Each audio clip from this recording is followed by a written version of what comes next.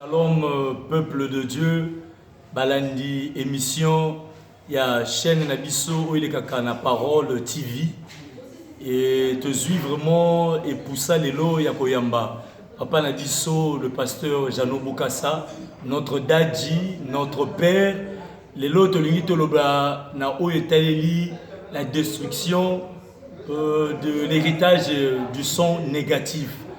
Tolingi toyoka papa na biso bino balandi na mokili mobima na Brazzaville un peu ailleurs na Kinshasa tolingi bolanda malamu papa na biso lenge akoyano na biso na o etaleli thème o to bandaki uta semaine mobimba uti koleka to pesina no mote na papa na biso papa shalom.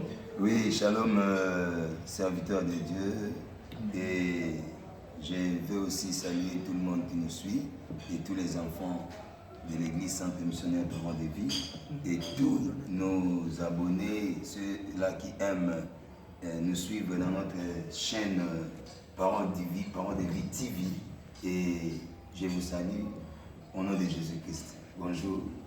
Amen. Amen. Donc, comme Andeko, vous allez attentif. Tout le monde papa na vif il y a débat na biso il y a thème tozolo bila otuko bandela ko depuis semaine mobimba. Nous avons la destruction de l'héritage négatif du son. Héritage, ko baby sango to ko baby sango ndenge papa expliquer biso bandeko bazolanda biso de partout ailleurs dans le monde entier ba yeba ndenge nini to ko baby sa héritage wana ya makila mabe. Oui, eza temo moko oyo Nzambe a pesaki ngai pona kotalisa qu'il y a beaucoup de gens qui sont bloqués à cause il y a héritage négatif, il y a sang. Ça veut dire quoi? Vous savez, mon toisa ko produit kaka makila il y a tata naye. Donc oyo tata za nango transmettre bana.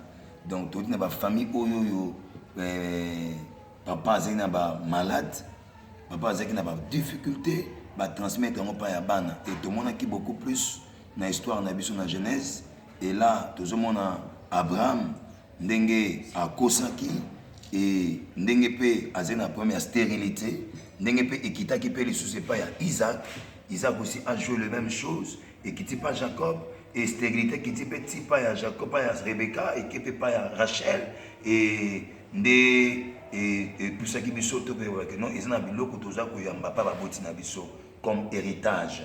Il y a monte moni toujours détruit héritage ya mabe ya makila négative. Et il y a aussi des pensées négatives. Ça veut dire autorité. Famille n'a pas de bon garaté.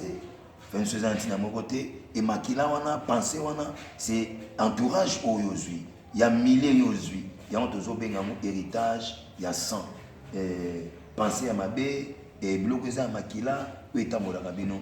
Il y a toujours qu'on détruire. Et comment qu'on détruire yango? Toujours mon que Dieu d'abord au commencement, Dieu azomona biso batu ndenge na ye eza différent na mokili. Azomona Dieu na Jérémie 29 11e verset, la Bible dit: je connais les projets que j'ai formés sur vous, les projets de bonheur et non de malheur. C'est-à-dire que Dieu il a des bons projets pour nous. Il y a malheur en terre, mais le diable a un projet wana mabe. Et dans Jérémie 1 4 6, la Bible dit avant que tu sois né. Donc avant que Moutabo Tama, Azekna Maboko Nzambe, Nzamba pesa mutu kombo moko. Nzamba pesa mutu ndenga komona ye. Donc Dieu ne voit pas quelqu'un un malheureux. Dieu ne voit pas quelqu'un un souffrant. Donc d'abord, avant que toi na mokilo yo, tozaki na maboko Nzambe. Donc toza na lien ya Nzambe. Après tu okota ce qu'on a dit moi maman. Tu juste qu'on peut lien sous ya ba famille.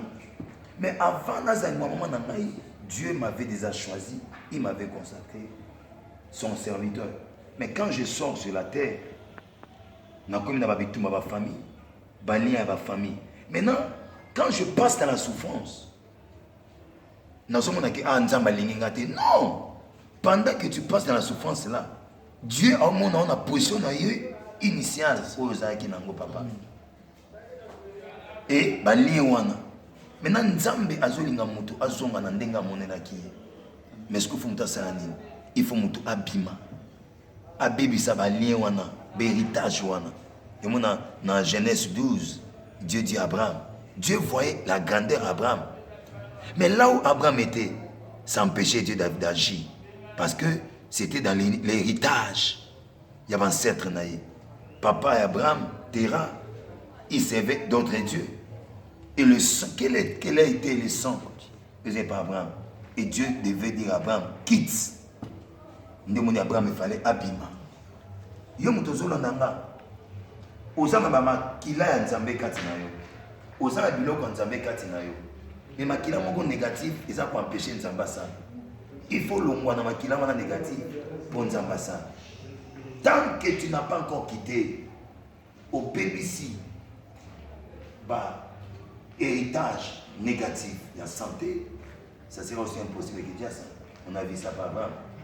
Il dit, quitte ta patrie, ton pays et ta maison, la maison de ton père. 3 choses. C'est-à-dire les 3 choses là. Tant qu'Abraham a quitté un moté, en côté la Kundama ou Sanate. Mais en lui, Azaki n'a grandeur papa. Dans une seconde tour, on a vu sur l'émission. Aux autres, les lapins n'ont pas mokili pécieux. Mais avant, on a mokili. Aux autres, on a makila tata nabi. Yango bima on a makila à mokili. Bima on a makila tata nabi. Bima na système à mokili. Bima na système à pays nabi. Bima na système à quartier nabi. Là, beaucoup de gens ont dit il fallait Abraham Alungo. Dans Abraham Alungo, il dit quitte et j'ai rendu ton nom grand. Donc Dieu voyait Abraham grand. Mais l'héritage du sang a bloqué la grandeur. Il y a combien des enfants qui souffrent aujourd'hui? Ma pensée dans ma famille, tu as famille, et c'est ça, tu as décortiqué tu parles qu'il faut Abraham Alungwa. Alungwa, Atika, pays. Pourquoi on parle de pays? Dans le pays, il y a des forces négatives. Système où ils ont bloqué. Il y a des systèmes là dans la famille, il y a des systèmes dans l'entourage, dans la rien. Les démons qui utilisent l'Ungani, ils ont même des démons qui ont utilisé pour te protéger. Si on a protégé, on a vécu dans un boule dans le sous. Mais on a un donc chaque commune, ils ont un système au monde de l'investissement. Et il y a un lien. Banda kwa famille pokola na wenze obotami na wenze obani kobota na wenze babani na wenze mais il y a un système de wenze qui te contrôle mais des fois on a longu na wenze ba porte de fuma bébé pourquoi ozongi na makila tata na bino makila positif obimi na makila négatif ko bo papa na yote ko mama na bino te il y a des systèmes ko ki ma pays na yote ko ki beskoza te il y a un système en Bokawa. Donc Abraham, il fallait acquitter. Il y a un premier pas, il faut quitter une famille. Acquitter un pays, il faut quitter où ils allaient, papa, on a vu sur le système des études. Il fallait Abraham Abima. Tant Abraham Abimi, tout comme le deuxième point, il faut voir. Amen.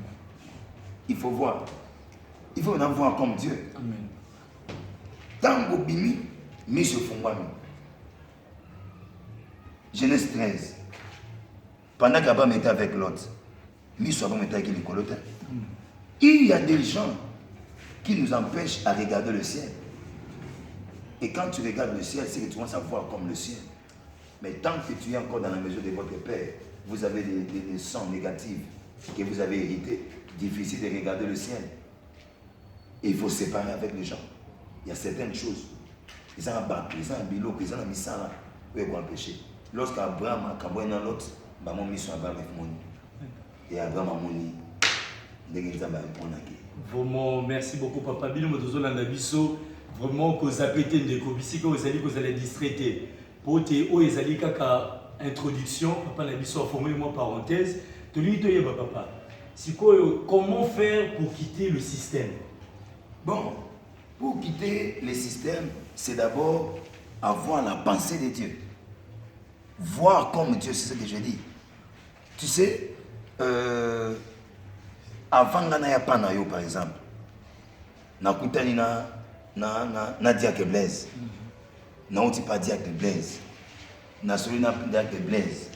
tant on n'avait pas na yo. Mais ma cambo dit que c'est que non mon na yo boy na comment no boy. Mais tant on n'avait pas na yo ça ma cambo ils allaient contraire.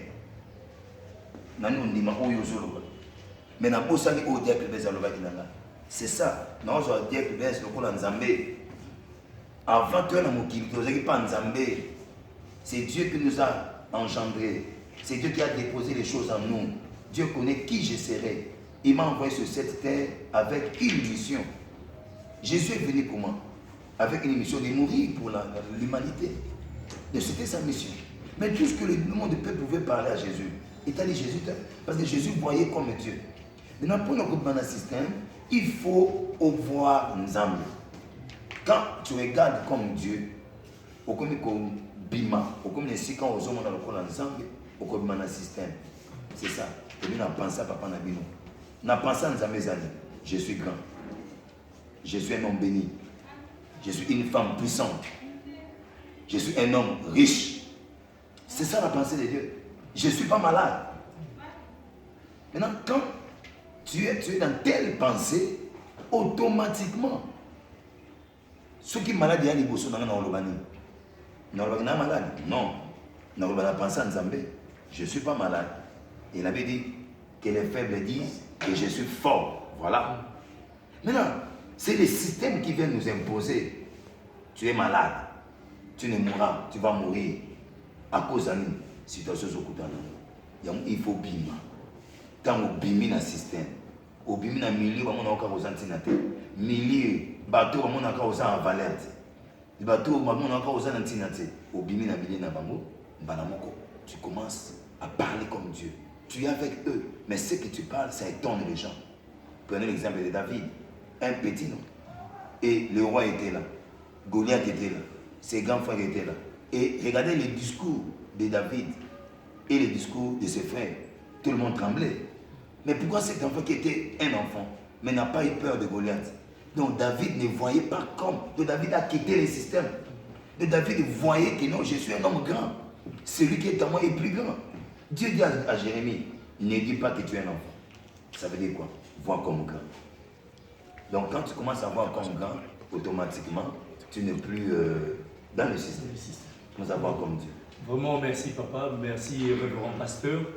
Yami Balé papa, aussi dit, révérend pasteur aussi dit, et si comme on lobby, il faut voir. Oui. Mais toi, tu dis, aussi, mais si comme on lobby, Abraham, Yamboba Kabwanana, neveu de l'autre, Atalaki Likolo. Atalaki Likolo, Atamola Tango Kabwani, Lekuna, Abraham, Atalaki Likolo.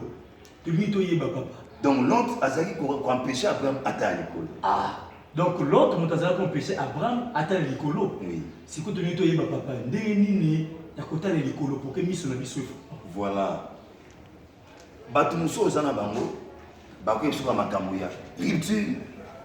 Mokile komi pasi. Moussa les athées. Tant que vous avez attendu, autant à l'école. Si on a un héritage, Kabwana Batouana. David a accueilli avec Robert Goliath. Bandimi était à changer à côté. Accueilli. Ce qui est prêt à dire ma candidature na yote. Bosa ma candidature mon côté. Au monde à l'école. Papa, les gens n'ont pas tout le monde côté na eboye. Ba penser na kitoko zo ici. Mon tout côté na avancement sur la vie na vezate. A BBC vision na yo, tu n'as plus la vision. Et tant où séparation ça mina ba. Tana, ils avaient tout pour faire na masoleza ka pa mapamba kotonga batu, ba finga kinga, ba salinga boye, na zangi ya kolia 1000 francs, 2000 francs. Donc bilo moi c'est mais toi ça va tenir mon ali kolota. Mais parce que les couleurs au monde nous a grand. Les couleurs au monde nous a béni. Nous avons mon laisse ça va te belé. On va te belé. Mais à cause de la réalité à mon qui est là. Bima dans le système. Et tant que l'autre accueilli, madame va avoir un tour sur le colo. Voilà. A commis comment on a le colo. A commis comment on a le colo en zam. A commis comment on a le colo en zam. C'est là où David commence à parler. N'a qu'au bête à Goliath. Il y a un monde qui est à Goliath. Mais oui. Bango ba na système, mais nga na système, na comme na système à l'école, je suis pas un enfant, c'est lui qui est à moi, et plus grand. C'est ça voir.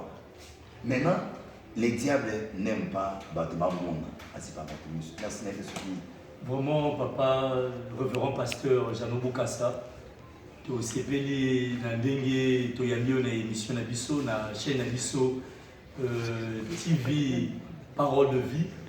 Vraiment, tu as merci, bande de Kobino Bolandi biso, vraiment, tu as un copain Molama, pour être papa na biso, à lever biso, à PC biso connaissance, autres années qui yango.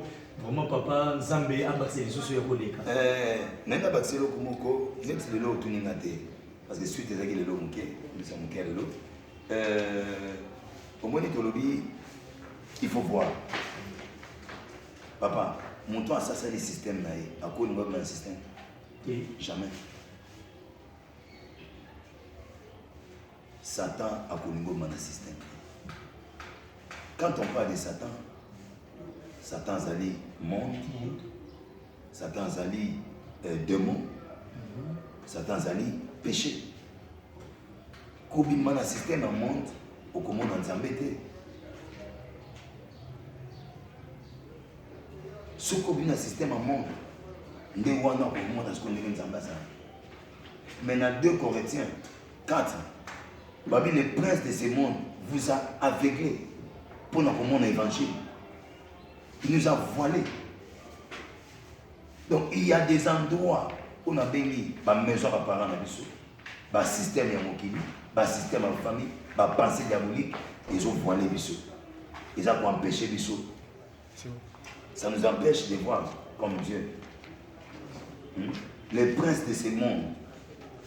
Monde ils ont un prince nango. Dans Matthieu 4:8, Satan a une vision à Jésus. Qu'est-ce que Satan fait? A mis dans une montagne très élevée. Il dit, regarde tous ces royaumes, ça m'appartient. Et toute cette gloire, si tu peux m'adorer, je vais te donner toutes ces choses. Tu vois, qu'est-ce que le diable voulait? Il voulait aveugler Jésus. Pour que Jésus atteigne la suite du coloté. Jésus a le lien. Il y a makila tata. À côté d'un lien négatif, il y a mon kilo. C'est ça le diable. Il a voulu détourner la vision de Jésus. Beaucoup des enfants de Dieu. Ils ont mis bali batiner la bambo la vie. À mon mobile mourir la vie, il y a mon imbon, mais on va pour détourner vision. Parce que Satan est dans la moi monsieur m'a cambié pour changer. À mon sein dans sa mangouya. Ils ont mis ça dans mon sous papier ça la vision à mon kilo. Aussi mon ça. Comment mon sein mon d'abord va et quand on a dimanche à l'église. C'est venu à l'église. Mais la foi vient de ceux qu'on attend. Ce qu'on y a gagné. Donc il y a des travails, ils ont détourné dans mon sang. La vision ensemble. C'est là où on va quitter l'eau. Et à un moment donné, Jésus a dit, dans 1 Jean 2, 16, 15 plutôt, n'aimez pas le monde, ni les choses qui sont dans le monde. Donc c'est avec l'eau qu'on est sur Yangaï. Soko lini mokili, okoza l'ennemi enza. Celui qui aime le monde, il est l'ennemi de Dieu. Tant que lini mokili, okoma ennemi enza. Yango wana, Satan kolinga te au monde. Akolinga ala kisubilo comme mokili et comme musu. Batebele lelo, azwa église, on a besoin de Yesu, on a besoin de matériel. Et il y a même dans l'église, on a trouvé l'homme comme sous. Dans l'église, on a mis comme bateau pour avoir matériel. Mais Jésus a eu matériel pour nous. Donc, yango otrobeli lelo na simba na sima bande ba tant télévision zambonga na ce qui sont la vraiment télévision dengue révérend pasteur Abouti. Oui, révérend pasteur, vraiment te sipeli na dengue to yambio na chaîne Abisso Parole de vie TV. Vraiment tout ça est possible là, na équipage mobimba ba caméraman, les frère Chris, frère Chris 1, frère Chris 2, tout ça dans les Abisso frère Roland, où il y a 6000 lumières pour que tu sois émission Oyo. Vraiment papa moi ni loba yasuka pour na bana bo zo landa biso, tout ça pe na sœur na biso rédactrice na biso, la sœur Espérance. Vraiment papa le basuka pour na kopambola bana vraiment na bandeko ba balandi biso na mission lelo. Merci plaisir ezande yangai oyo yambi na plateau Zambé apambola émission oyo et puis Zambé a même ma chaîne sous Mosika et chaîne Nabiso Parole TV et dans te béni babika na kati chaîne oyo et puis de baso ke boza na té na koloba que nazo pesa na programme na biso ya église toza na 3 journées de bongisa il y a conférence où nous salamana où esika où nous là comment monter une affaire avec sans capital. Amen. Donc du 15 au 17 donc à partir de 15h30 jusqu'à 18h30 donc ne manquez pas.